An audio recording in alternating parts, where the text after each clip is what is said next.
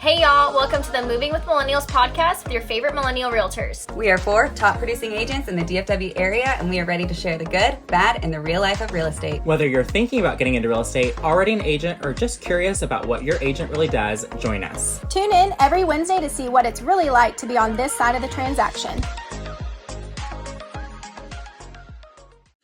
Hey guys, and welcome to Moving with Millennials. This week, we are going to do an end of the year market update. So I know that the one that we did kind of earlier in the year, we had like stats and numbers and all the cool things. This is going to be a little bit different. We're just going to kind of talk a little bit more about how the market feels and kind of what we're seeing. Because realistically, the numbers, those are all really important. All the stats are important. But what we're experiencing is the reality of it, like what those numbers actually feel like. Right. So I think that's kind of like the important part to kind of differentiate. So who wants to kind of like talk about where they're at right now?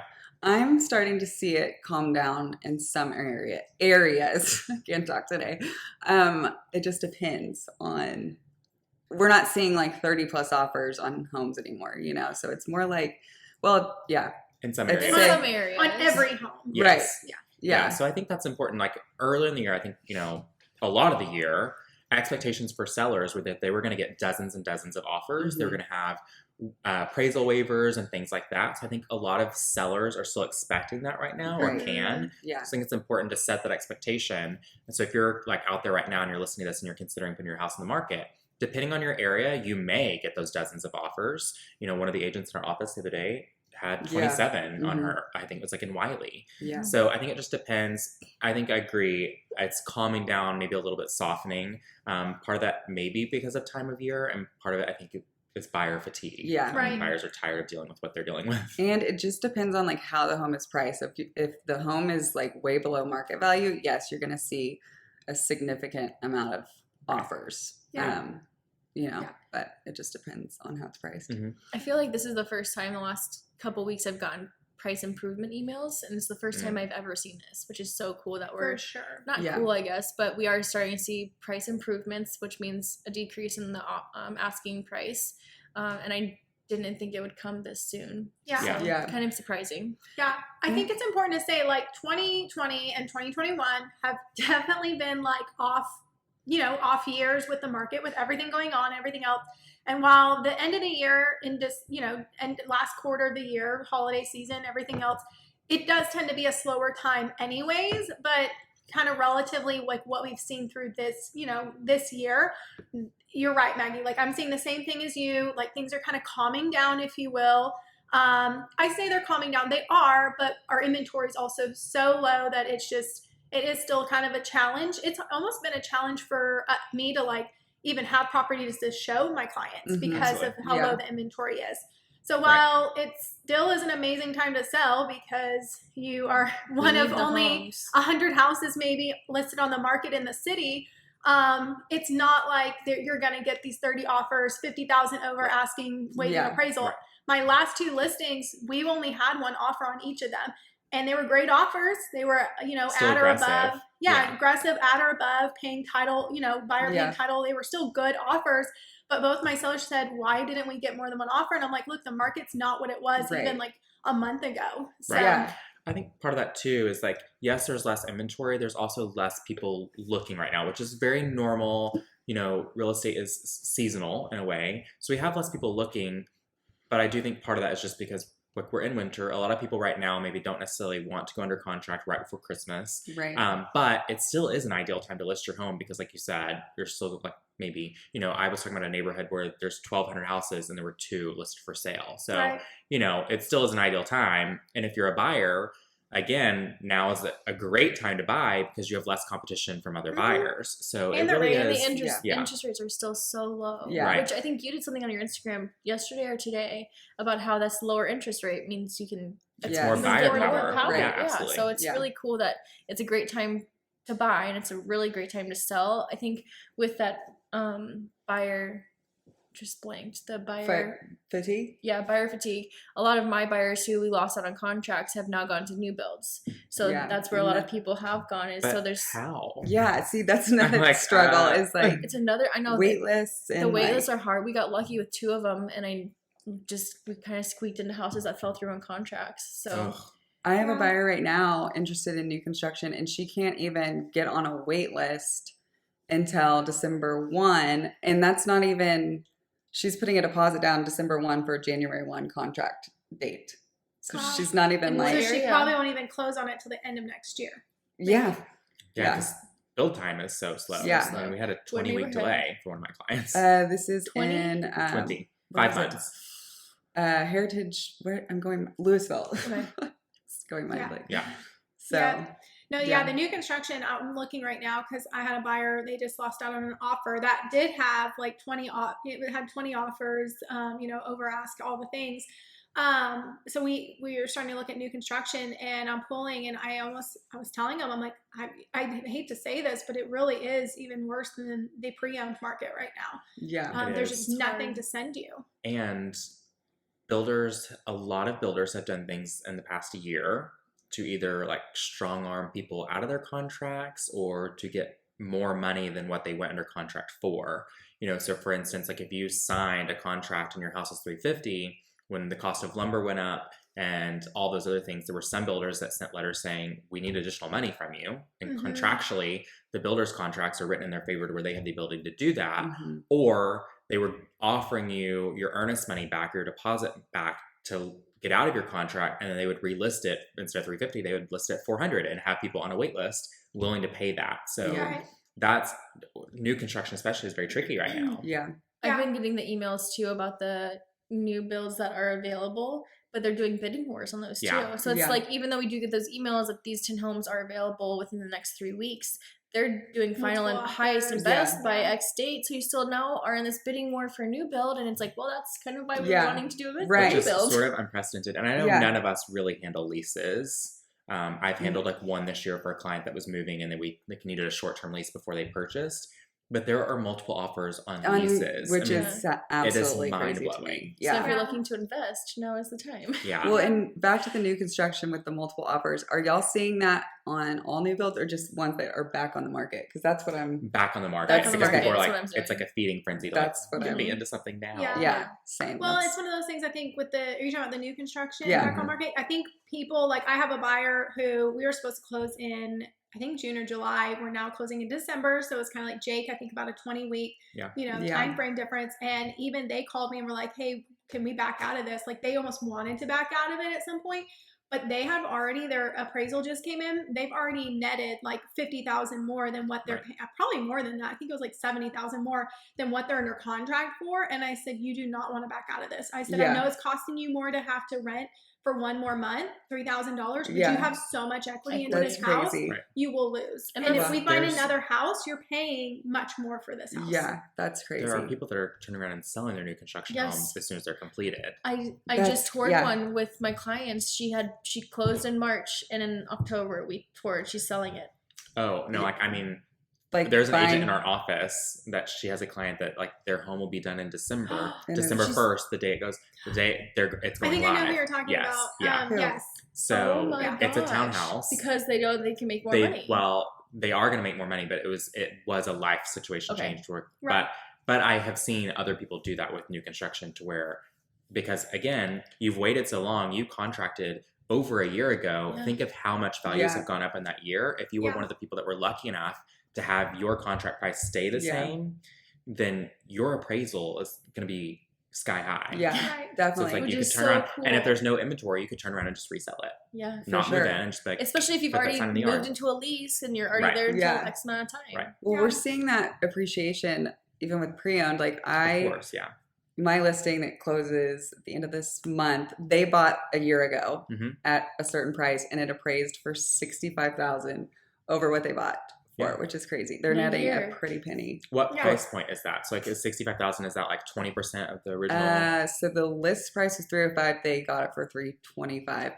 It sold last year for $260. Yeah. So I don't know what the percentage is. Well, I but think then they that- were 20 or 30%. Yeah. I think They those were- below $300,000 houses, Uh-huh. I think 300,000. Like when They- you, yeah. like when I go back, so I'm gonna bring my grandma knowledge here. When I go back, when I got into real estate in 2013, I mean, my first time home buyer price point, I was like, oh, you 150,000? Yes. Like I knew we Yeah. were gonna find like a great house if you were Yeah. about 150,000 That's ish. great. You Yeah. cannot. Can you imagine? Yeah. No, you cannot Now you find can get like a land almost. 1-bedroom condo for Yeah. 150,000. Yes. Yeah, that's So 30 I years just- old.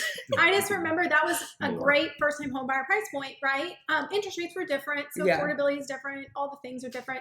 Now I think 300, I was talking to someone else, I said in DFW about 300 is kind of like our new first time home buyer price point, but I even would say it's I kind would of say it's It's higher. I very would say tough. higher. I'd say 350 to 4 is what I'm seeing. I'm my saying first home. I think at least you gotta Yeah. be around Yeah. 300. Yeah. And Yeah. anything in that 300 range flies. Is a Like, bloodbath. Yeah. 300 to 350. Get ready to like yeah. fight. And back to these sellers who are netting a great amount. They were VA buyers.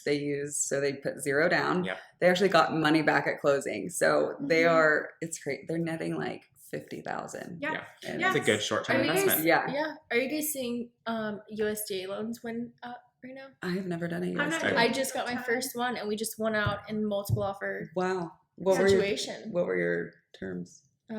We paid for title, new survey if needed. We did 1% earnest. We How just, high? How high? It's not too bad. over? We went 15 over. Yeah. I think That's that sounds reasonable. good. Yeah. Yeah. USDA ones, yeah, though, because that's more rural and stuff Yeah. like that. So there's probably not as. It's in Providence Village, Oh, Awesome. interesting. which I was shocked that we could use USDA out there still because it is growing so fast Right. out there. Yeah. Yeah. But we're talking about the prices and like where the prices are, and I'm sure people listening, especially if they're not in real estate, are probably going, "Oh, great!" Like I know my mom was like, "Well, am I never going to be able to buy a house?" Because she wants to buy a house one day, and I'm like, "Mom, it's not like you got to like we have to change our mindset because while you think there's never going to be a $150,000 house again, period. I Yeah. feel very confident in saying that. Yeah. I just don't think our $300,000 price point is ever going to go back down to that. It's a fortunate but It's kinda- unfortunate thing. I think it's just a matter of changing our mindset on those prices.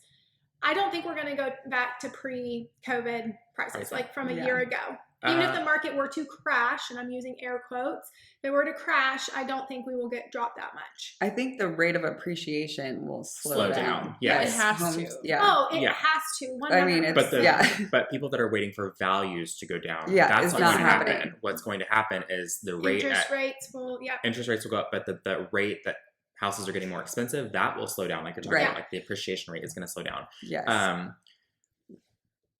I was going to say, I agree with you. I don't think there's really going to be a crash, and I think values are going to steady, but it's just, it's not. I Really think here's what I think is going to happen, and this is what I think. It's an opinion. she's Who got her knows? crystal ball. So Yeah. I know, right? So don't buy or sell based off of Quote my her. opinion. Yeah, right. Mariana said I was going to make a bunch of money. I hope Inman I News love is it. listening. Yeah, you're going to see me on the big screen one day giving my quote, and it's going to be right. No, what I think is going to happen right now, we're slowly starting to see, inventory is super low. It's very low. It's not maybe as low as it was, but I think it's because we have less buyers. Like when we talk Right. about the inventory shortage, it's not necessarily like a number count that makes it low. It's the how many. ratio. It's the ratio, between how many listings are on the market versus How many people are looking? buyers, looking to buy. So we are still pretty low. Interest rates are starting to creep up, Yep. and we Yep. say that they're probably in the low 3s right now, which, is a good rate overall, considering some people bought houses at 10% interest yeah. rates. Which, I think as those interest rates go up, I think less people are going to want to sell their house because they're not going to want to buy. I think we're going to have a very slow period next year where not a lot of listings or buyers are going to happen.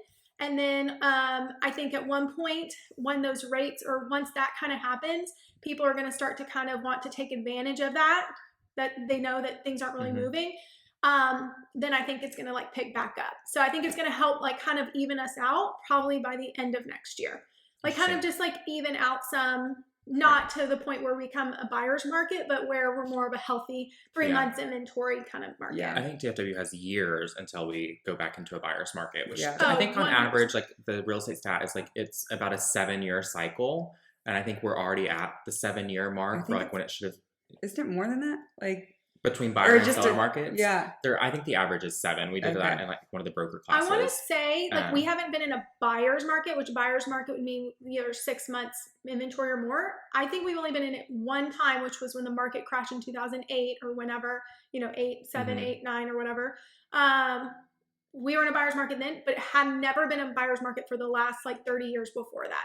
So like Wow. because of just the growth and everything Right. like that. Well, that's what I was saying is happening. DFW, so that's like a national average. DFW is sort of exempt from that because our market is a little different than most areas. I think part of that is because we have so many people that move in from out of state. And that's not just a recent thing. I mean, a lot of people are thinking like, oh, California buyers from like the last year or two. Mhm. But the influx for people moving to Texas and especially DFW, that's not a new thing. Even when I was working in interior design 7 or 8 years ago, I had California clients all the time. Mhm. Yeah. So it's very common. And I think like you were talking about changing mindset, we're now the 4th largest major metro in the Mhm. country. Just so cool. And we're set to grow, double in the next 15 years? Right. So, And double. we don't have major metro pricing. So like Mhm. go to the top 3 major metros and see what $350,000 will get you. And it's going to be it would be a major shock. Yeah. So we're catching up to what we should be, I Yeah. think, realistically. Yeah. I don't know if we talked about this. Did we talk about this in another episode where Gary Keller was on the big screen? He was talking about like the percentage of the appreciation, 4%. Did I talk about that already?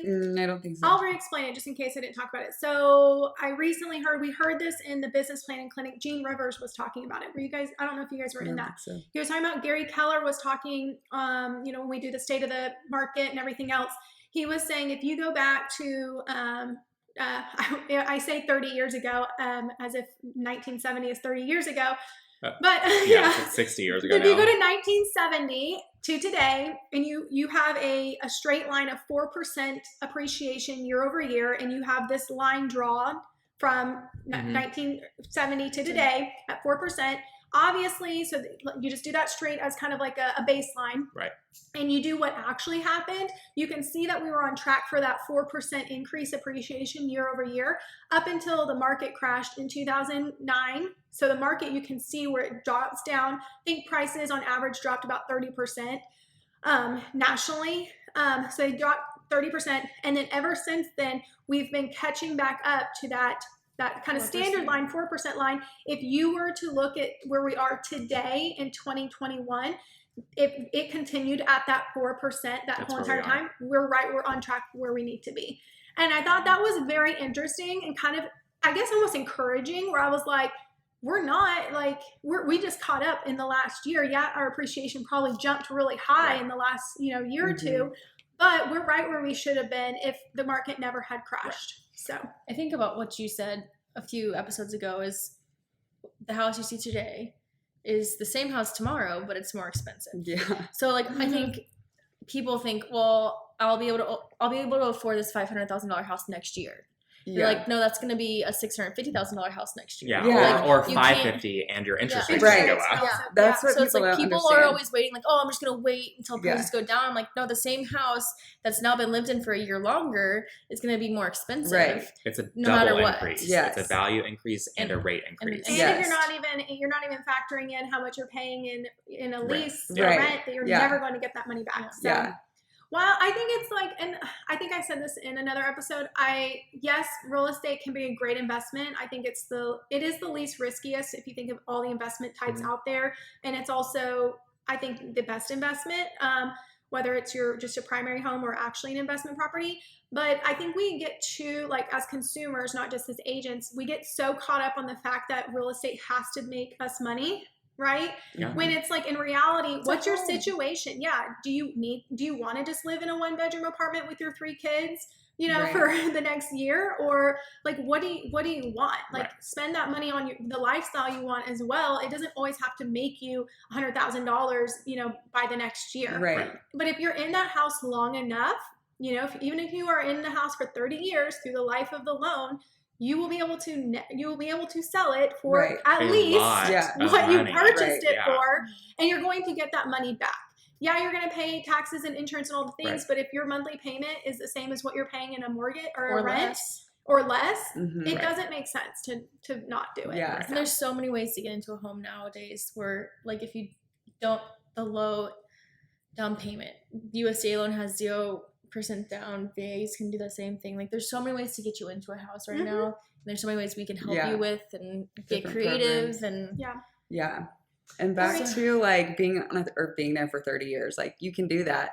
For example, one of my sellers literally bought the home 60 years ago, $19,000, and it sold for 408, I think, Wow. which is like crazy. And this was like Wow. a rehab listing. Wow. So yeah, Wow. sold They well. probably paid that thing off real quick. Yeah, $19,000. Well, I mean, that rate, I can't imagine what it It's was. probably I 14%. Oh, I know. I don't know what Yeah. it was. Yeah. Yeah. It was an estate, so it Well, wasn't hopefully actually they refinanced it once. Yeah, You know, several rates times were over. crazy. sub 5. Yeah. Yeah. But yeah, I mean, so what else are you guys seeing? So we're talking about, like, let's talk about this, like, for-year buyers. Like, I think my biggest thing right now is just keeping them encouraged. Mhm. Like, I think right now the biggest thing a buyer can do is be patient Yes. and also trust their agent. I think that's the number one thing. I think flexibility is going to be up there too. Mhm. Like, Yes. with limited inventory, you have to look at, okay, my top 3 priorities are this. Am I willing to maybe bump one of those down and just focus on my top 2 priorities? Yes. So it's like you can have location and floor plan and proximity to school, price. I mean, like all those things can be important factors to you. But if that narrows your pool down to 5 houses on the market, it's like that's not going to be enough for you to look and really find something. So I think you have to be flexible with expanding your options. And you may be set on a location, but that location is not your price point, or you want all the things. You're going to have to, adjust, Right. maybe, like That. not necessarily move in ready, but if you're open for making changes, then that's. Y'all know my saying with that. God doesn't give with 2 hands. Yeah. Or my other one is, got to pick a struggle. Like, you only get one of these. I think what I tell my buyers is you can have your dream home and your dream for now home.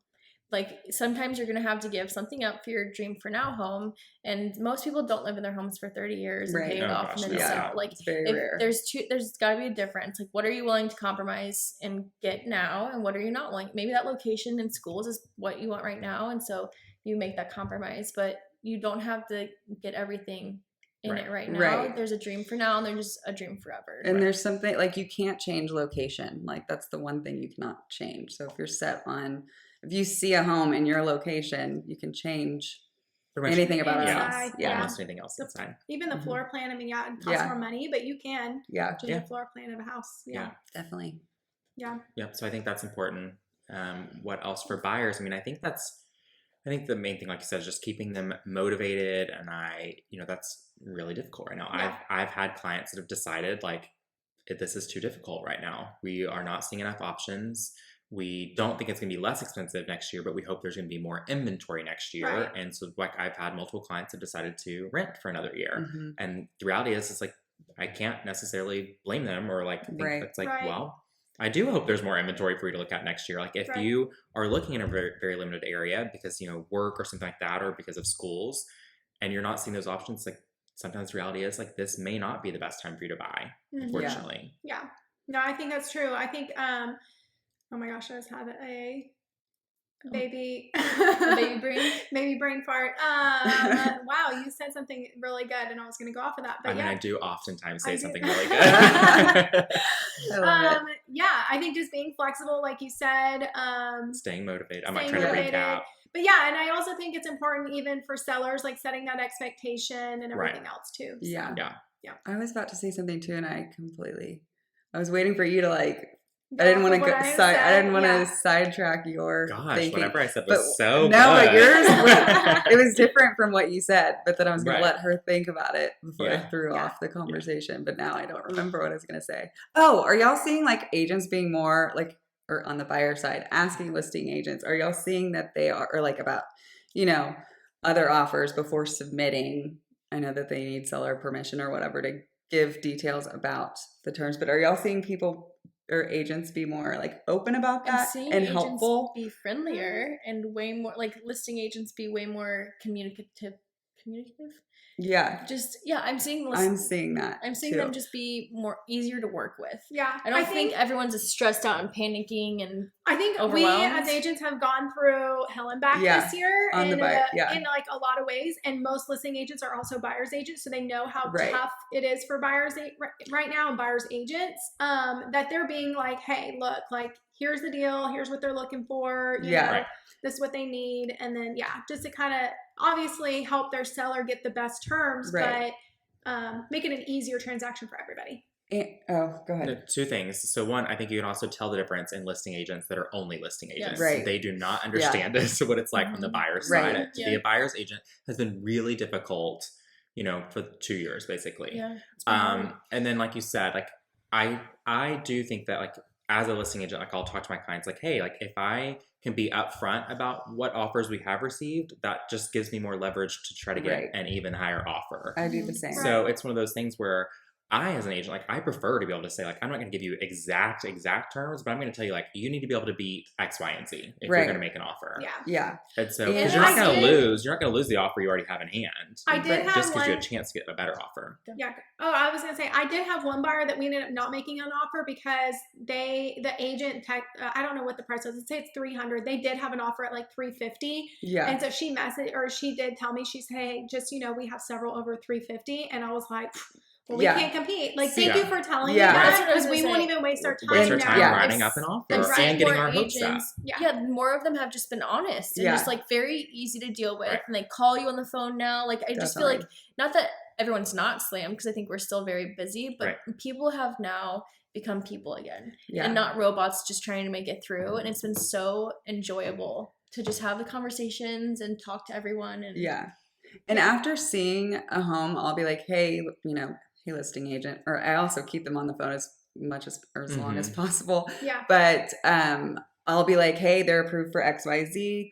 If we offer this, doing this, this, and this, where are we looking at? Or, and she'll be like, send it in, or he. Sorry. And I've had other buyers, agents say, no, we've got some way over XYZ. So it's like nice because you're not wasting your time submitting an offer. Or getting your buyer's hopes up. Yes. Yeah, I do prefer that over the agents that say like, well, I can't tell you. Like, well, actually you can if you get permission. Exactly. Like, go back to your client. And, because I feel like at that point, that's way more of a gamble. Like you're just hoping someone will beat the other offer, like your other top offer. But like I said, like if you can go and say like, this is what we currently have. Can you do better than that? I think it's better than, an listing agent doesn't want to get 100 offers that are at 300, 305, all that, if they already have one at 350. So it's like, here's the new standard of the list price, essentially, 350. You got to compete with that. Yeah. And it will help their seller in the long run getting, the best offer. I think one of the things we haven't talked about, which is really important to mention with like how the market is right now, is that appraisals have finally really started to catch up to where we are. So we're not having the struggle of $50,000 or $60,000 to $100,000 appraisal gaps in list price or contract price and appraisal. I just had a weird appraisal happen for one of my buyers though. This house is on the border of like 2 cities, and if you use Google Maps, it takes you to one city, but if you use the Apple Maps, it says it's in a different city. And they swore it was in Forney, but then the address is always Heath. So based on that, the appraisal would swing on Heath or Forney, and the appraiser put it in Forney. Oh, wow. And so we saw it come lower than we thought it would. They should have used the same zip code at that point, because that would have taken them. Yeah. But is it the same? Or it has a legal address. Go off of what the legal address is. So that was just the craziest thing I've ever done. Yeah. But but I have seen other than that, they have been trickier things. Yeah. But I agree. I've not even, knock on wood. I know. Don't say it. I was about to say something too. Well, I've been pretty lucky this last year with appraisals. Like even the ones that I have people that are like 25,000, even like 30, 40,000 over, they're meeting value. I'm like a little shocked, and I'm shocked in a way where it's like great, but at the same time, I'm like, well, it's great that the buyer doesn't have to bring an additional 40,000. They and would it have gives them done equity, which is so cool. We got equity for the one that we went over in Providence Village, and I was shocked in Providence Village that we got. I had 4 in a row that were like low. So, I mean, like that's the worst. Had, like, 70,000 low, $35,000. I'm like, oh Lord, thank you. But those were all like March, April closings. Okay. So I mean, it was like right in the very beginning of all that chaos. Yeah. I just had one close 50,000 over the list price, and it appraised, and we were thrilled. Yeah. Because appraisals look backwards; they look at what's already been closed. So now we've had all of those crazy hyped up numbers from the summer that were, that's the value of those properties now. That's what people were willing to pay, and that's the price the seller was willing to accept. So if you have all those that have closed that have now helped our fall and winter values. Agreed. Thank you, God. Yeah. For a minute, it was tight. Yeah. Numbers hadn't caught up. Oh, like one other like market thing, and this is kind of like on a tangent a little bit, but Willow, let's say, announcing that they have stopped their iBuying. Yes. That's another Yeah. big thank So you, God. it's Huge. major right now in the market. I think the irony of that is that they said that they can't predict pricing, basically, even though their Westimate. Westimate Yeah. is like what everyone swears their value of their I home know, is. that's And Yeah. like, the first listen, thing they look at. they literally bought, thousands and thousands and thousands of homes across the country and tried to immediately resell them. And they lost over $550 million. And they still have thousands of homes on their books that they have not And- sold yet. So And their now they losses, need realtors. and their losses are Yeah. going to continue. Well, they're actually laying off Well, I'm saying 25. now Oh, yeah. they need us. Yeah. Need us to I'll sell. sell your home. They're laying off 25% of their workforce, which are people that they hired to go and out Yeah. and buy these homes. And they're going to lose. They already lost Yep. $500 million. That is Yeah. a lot. And it's all because they had, and they said, like in their press release, that they could not accurately predict the price of homes. Yeah. So I'm like, I well, think- then take your estimates down. Yeah. Yeah, Right. they really I need think, to. and that's Yeah. hard too, because when you have potential clients see those, they come to you thinking they know, and then we're telling them different than Right. Willow, and then that makes it kind of I just just saved that fidgety article and- now to send to clients. Yeah. Like here's them admitting That's that a their great idea. estimates are bogus. Yeah. Yeah. So And that's the importance of, we've always talked about this in Keller Williams, especially that it's, super important that we, as agents, or that you have someone who's physically there to look at the house, Yes. that having an agent is going to always, go over what a robot or what. Yeah. iBuyers, Yeah. they call Yeah. them. Yeah, it's that process. So that's a big shift for our market as well. Huge. And Hallelujah. I think a couple of the homes that I've seen, like in a specific neighborhood, I'm thinking two of the homes that have sat for the longest. I mean, they're at this point, they've been on the market for over 30 days, which is a lifetime in today's market. Yeah. They're both held by Zillow. Yeah. Zillow and Open Willow, Door. I mean. I don't know that. I don't know how to rename that one, but Yeah.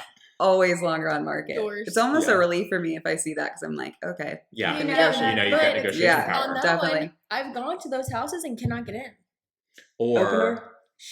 or the reason that they're sitting in the market is because they will not negotiate at all. Some of them. Yeah. Oh, really? Yeah. I've had like really good luck with They Yeah. won't No, for a I've- little while until they sit on the market, which they will for 60 days. Then they'll start Okay. to. I've been, Yeah. Yeah. I've been I've been to at the two 30-day mark. where I call the agent on the s'more, Oh. and she will not reach out to me, return my call, tell me how to get in. Like the door fob has been dead. Like I've Do you had use that the app? literally. Yeah. yes, yes, I had and that they like happen will where not do I couldn't it. get It's into one of their Yeah. listings. I and just- one of them was like my client's dream home, and I tried so many times to call and reach out to them. They just never returned my call. I just I hate would- all the little stickers they put around houses. Like Yeah. that one It's the specifically, not worst. Willow, but the other one of like things that have been done. I'm like, okay. Yeah, what they Well, do is like and- change the carpet and paint the walls. And Well, then what was so cut it crazy up. is we couldn't get in the front door, but then they left the back gate open and the doggy door on the back door open.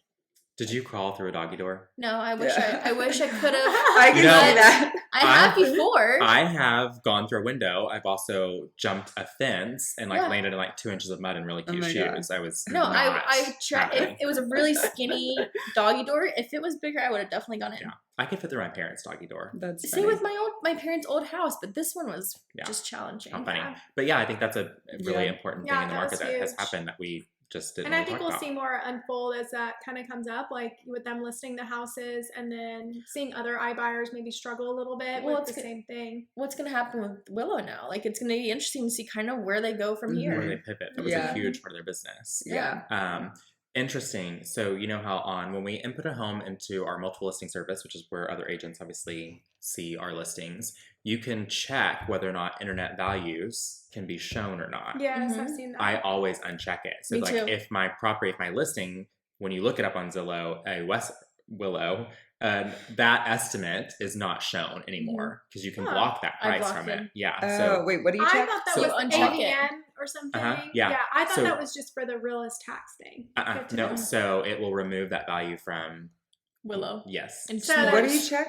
I'm confused. It's all We'll like show we'll you. check it Okay. in Yeah. MLS. Yeah, there's a like on one of the Yeah. input pages. There's like 4 different box checks, and one of them is AVN. Yeah. value. When you change the listing from. no, when you're inputting. Oh, okay. Yeah. Oh, I know what you're talking about on. Yeah, so Yeah. always check that one. 'Cause I'm Okay. like, I don't need that estimate. It's showing like up. AV. Yeah. AVN. Yeah. Mm-hmm. Which tells you that like their data is probably very skewed Right. because half of the info is not getting to them. I mean, they don't have sold pricing or anything like that Right. because in Texas, especially, we're Mhm. non-disclosure Non-disclosure. state. Yeah. So One of the things that they were saying was interesting is that before they would purchase in a neighborhood, and I think there will probably end up being lawsuits about this, they would change the estimate on a bunch of homes in the area. Mhm. They would go in and buy the houses, and then they would drastically increase the estimate back up. Yes. So they would trick people into thinking, Oh, allegedly, I feel like I should say God. this No, so I no one think- comes after me. I think what's really happening, I think a part of the reason why our prices have gone up so much is because of some of these companies coming in and buying at such high prices. Because what they're doing is they're targeting, like you said, a neighborhood. They're buying a house Low. above. Oh. No. Well, they're buying a house at market value. Right. Then they're coming in and buying a house above market value because it's increasing the price of this other house that they Right. bought. And then they keep doing that as you keep doing It's that like a in the ladder. same There was a neighborhood. It's almost like a video- monopoly yeah. situation. Yeah, but So- it did increase prices, but it also tricked consumers. yeah, Mhm. which is so sad. When they looked at their own valuation, they were like thinking it was lower than it really was. Mhm. Yeah. This is why you should always trust an in-person agent. Like I Yeah. know that like sometimes realtors get a bad rap of like being like skeezy salespeople, Yeah. but like Yeah. and there's gonna be There definitely are some. Yes. We've worked with them, Mhm. but then it's like find the right person that's a good fit for you. Has your interest It's back. so And- important. right. Yeah. It's so important. Yes, like people are like, oh well, I'm sure like you just want the highest price possible because that's like your commission. I'm like, no, for my buyers, I negotiate the price down. Like Yeah. that's negotiating my own commission I down, think but it's like that's what's important for them. You I know? think they need to understand like a $10,000 difference really isn't that much more in our Right, commission, no. so we don't care. Yeah. I'll remember. I know. Get Get it together, Brandie. I'll never forget when I first got my license. I told someone, and they were like, "Well, I know a handful of realtors. Like, there's just so many realtors." And I'm Yeah, saying, like, everywhere you look. they there's just a try to realtor. like discredit us from like there are so many like part-time realtors or like Mhm. just where I think Yeah. just different people. Yeah. Yeah. Everyone has their own opinion. It was motivating to just be someone who someone can count on. Yeah. Right. So, Definitely. anything else about the market? I think we kind of I feel like touched we got Yeah. everything. really big I mean, ones, that's yeah. really and that's why we wanted to do this podcast too. Is we want to show you like we're not giving you just facts. We're telling you what we're seeing. You got 4 individual agents here, kind of giving you not really the same story, but we're saying like, yeah, we're seeing this. Yeah, we see this too. And so it's just you can see that there's a consistency in like the real world of real estate. So that's Right. why I love this so much. Yeah. But that's our little market update for 2021. We'll at the beginning of next year, we'll do like a numbers market update again. I think it's always important to kind of check that more regularly. Well, we're in it every day, and it's hard to like track the market daily because it does Oh, gosh, change yeah. very slowly, but also quickly at the same time. But we try to look at least monthly. But I think Yeah. giving you guys a good update, maybe Yeah. quarterly, would be Yeah, absolutely. sure. And I Yeah. think important. too at the beginning of the year we could probably all do predictions Yeah. as well. I think Yeah. that'll be fun. Yeah. Definitely. So And even if you're not on the market to buy or sell, it's great to keep up to date with the market because it does affect you. Like in Texas, we got property taxes, things like that. Right. or you know. you could be getting rid of your PMI or something, it's Oh, like good to know yeah. what your value is so that you can do that. So Yeah. there's all kinds of reasons All of why sorts you of should things. know. And Yeah. in the new year, we could talk about homestead too. If you just Oh, moved to yeah, Texas definitely. and you need a homestead and stuff like that. Good So, idea. Definitely. Yeah. Awesome. All right, guys. Thanks for joining us this week. We'll see you All right. next week. Bye. Bye. Talk to you later.